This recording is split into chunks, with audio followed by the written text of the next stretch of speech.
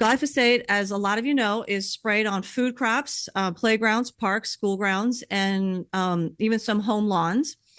Residue has been detected in plants, soil, rainwater, drinking water, including well water, air, dust, even in homes that are in the city. So not even homes by farmland. It showed up in the dust of homes in cities.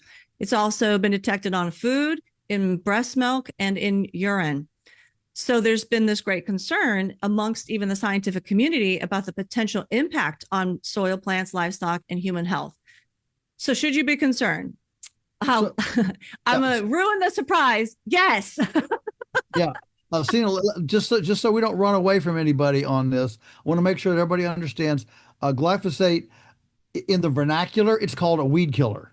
I mean Yes. that's the vernacular. So you have insecticides that are supposed to deal with insects. You have pesticides that have a little broader, that deal with non-insects, worms and things like that. And then you have herbicides which deal with plants. If you want to kill a weed, a bramble, a bush, or something like that. To the EPA, all of this is under a broad umbrella called pesticide.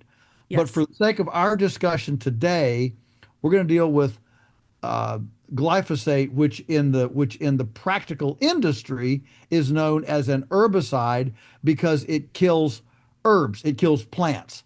So in the hillbilly vernacular, it's known as a weed killer. And so I just want to make sure we don't lose anybody here in the discussion. That's why it's used on playgrounds. That's why it's used in lawns. That's why it's used so ubiquitously in our culture. It is not a pesticide against the corn earworm. It is not against the boll weevil. It is a broad spectrum weed killer that's used in hospital grounds, industrial playgrounds, airports, all over the place. And one of the reasons why it is so ubiquitous within the urine and the breast milk and all these things that Cena just told us is because it is used up and around our houses, our residences, our playgrounds, these kind of things as a weed killer. Yes. I love that. Thank you for the clarification. And that's why you'll hear me interchange it, because I read the government documents. And so because it's classified as a pesticide, I will tend to call it a pesticide, even though it kills the weeds. Yes. Um, okay. I know it's just one more little confusing thing that the government throws at us. Yeah. Um, okay, so glyphosate was actually first patented back in 1964, but not as an herbicide. It was actually patented as a metal chelator for removing unwanted mineral deposits from metal pipes. It wasn't until a few years later the glyphosate was discovered to have those weed killing properties.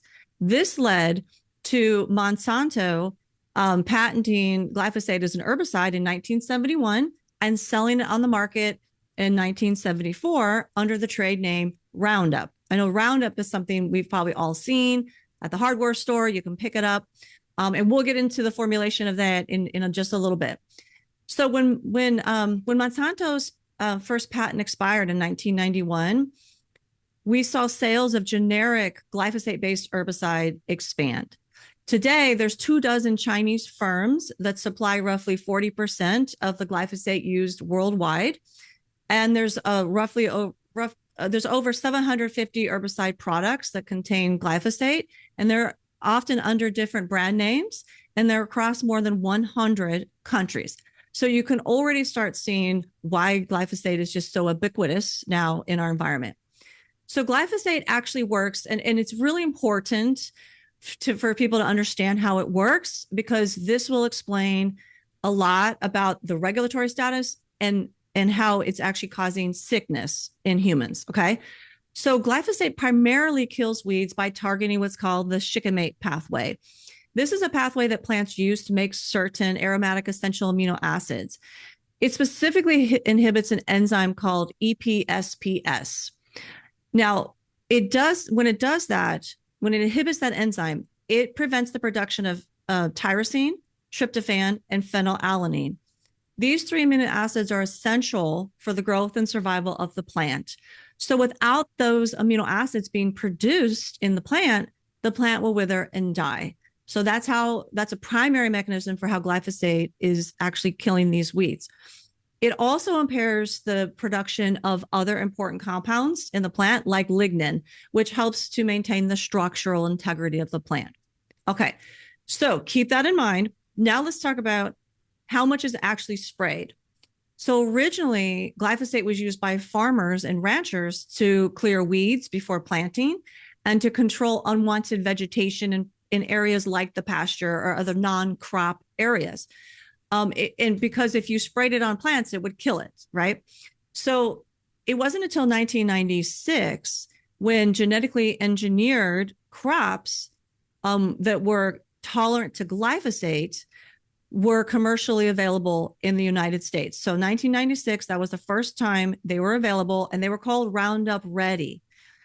They revolutionized. Huh? Sorry, Christina. Let me just interject here again. I don't want anybody to get lost in the trajectory here. The reason that Roundup had to be used, what's called pre-emergent. Pre-emergent was because if they sprayed it on any plant, it's called a broad spectrum.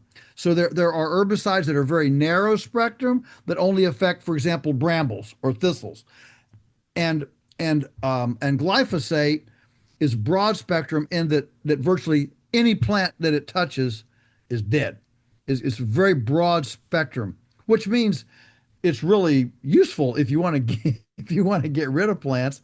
It gets rid of broadleaf plants, which is things like corn and soybeans. And so it could not be sprayed on farmers' crop fields when the crop was growing to control weeds because it would destroy the crop. And so it was only used in what's called pre-emergent. In other words, you could only spray it prior to seeding the seeds. It had to be gone before the plant came up, or it would kill the plant, which is why there was a search then for how can we spray after the soybeans sprout, after the corn's growing, how can we spray this and not kill the crop?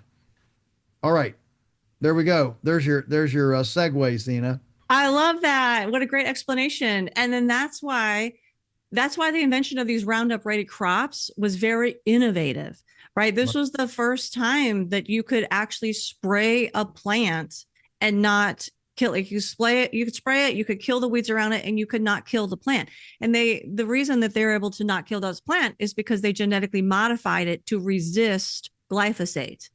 Okay, so that's why they're called Roundup Ready crops. And it did revolutionize the industry. It unleashed an unprecedented rise in the use of glyphosate.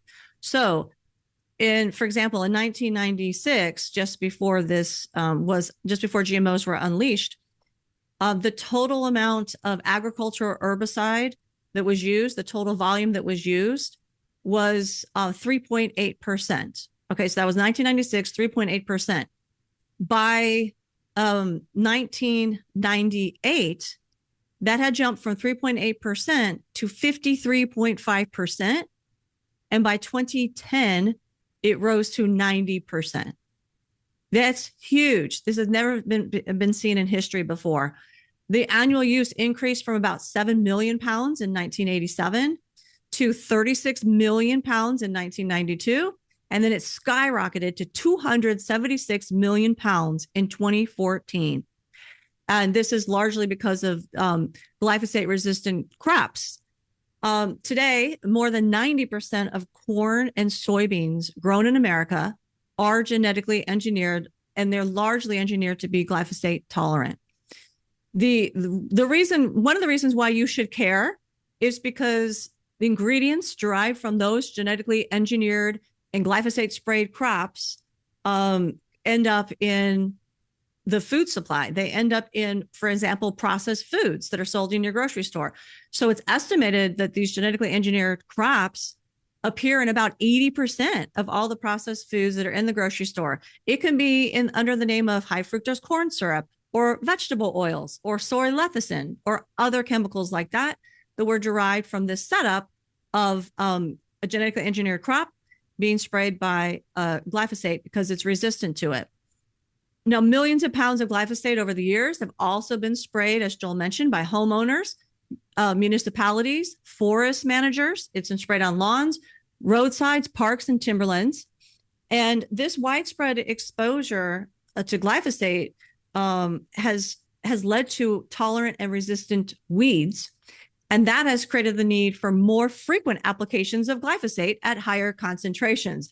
So you can see as the technology began to fail, we had more exposure to glyphosate, not only on the land, but in the air, and as we'll get to in a minute, in our bodies. Friends, want to dive deeper into our thought-provoking conversations? Become part of the Beyond Labels family today by joining below. For any gift amount, you'll get access to the full uncut episodes. Every contribution, whether big or small, keeps this podcast going. So join us and expand your Beyond Labels experience. Thank you.